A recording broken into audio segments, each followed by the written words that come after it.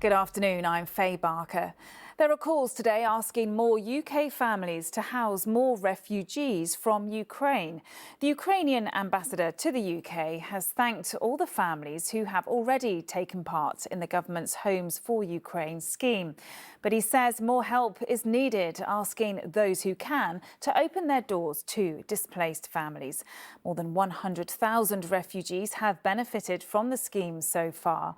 But as Charlotte Cross reports, some refugee housing plans have created tension in some communities. Galina fled Ukraine with her daughter Kaleria last year. Emotional, she says the family in Orpington in Kent who took her in saved their lives. Wonderful people, wonderful family. I know this was a safe place. I don't afraid about my life, my daughter. We didn't want lodgers. We wanted people who would fit in with a family and be happy to do that. And that is exactly what we've got. I've gained a daughter and a granddaughter. They're just a joy to have around. But not everyone is as happy. In the South Welsh town of Llantwit Major today, the group Patriotic Alternative held a protest against plans to build temporary housing for Ukrainian refugees on the site of a former school. A counter-protest was then organised by Wales Against Racism. But the UK government's position is clear. And as the first year of the Homes for Ukraine scheme comes to an end, leaders in both countries are hoping that host families will extend their sponsorship and that more will come forward. We are grateful to His Majesty Government, to all the local councils, but mostly to all the families who opened up their homes, their hearts, sometimes wallets, to help Ukrainians who are fleeing from the horrors of war. Since the very beginning, you were shoulder to shoulder with us.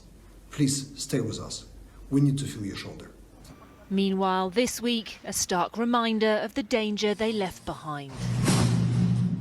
Rescue workers in Zaporizhzhia search for survivors after a missile strike hit a block of flats. Those who escaped to safety in the UK know this is what's facing family and friends back home. Charlotte Cross, ITV News. Hollywood actress Gwyneth Paltrow has denied in court that she caused a skiing accident in 2016. She said she felt very sorry for a man involved, but insisted that he had crashed into her. Terry Sanderson denies that and claims it was the other way round. He's suing her for more than £200,000, not a lot by American standards.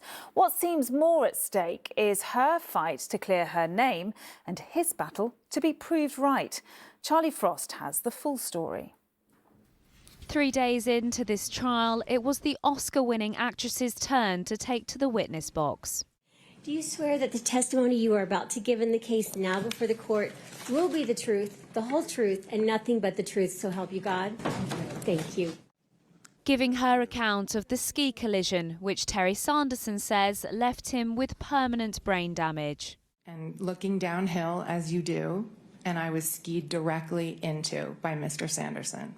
But while she says he hit her, he says she hit him. And two skis came between my skis, forcing my legs apart, and then there was a body pressing against me, and there was a very strange grunting noise. So my brain was trying to make sense of what was happening.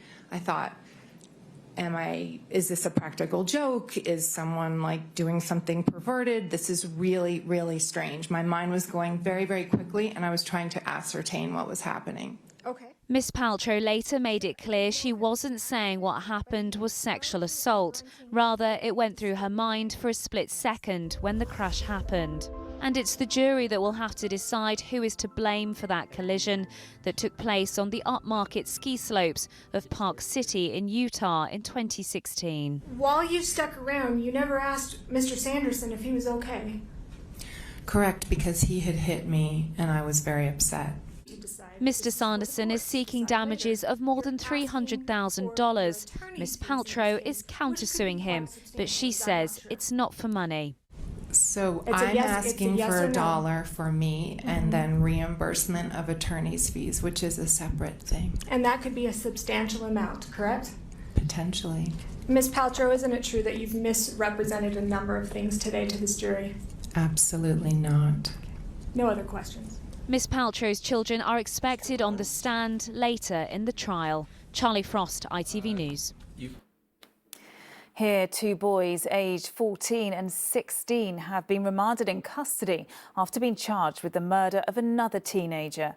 16-year-old Rohan Chand, who was known as Fred, was stabbed to death and died after an incident in Northampton on Wednesday. The two accused boys, who cannot be named because of their young age, will next appear at Northampton Crown Court on Monday. The 8 pallbearers who carried the late Queen Elizabeth's coffin have been honoured for the role they played at her funeral.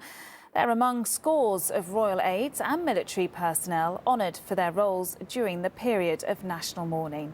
The RAF crew who flew her coffin from Scotland to London are also honoured, as are some of the late Queen's closest aides. They include Angela Kelly, who is her dresser, seen here on the right. She worked for the Queen for more than 25 years and has been made a Commander of the Royal Victorian Order.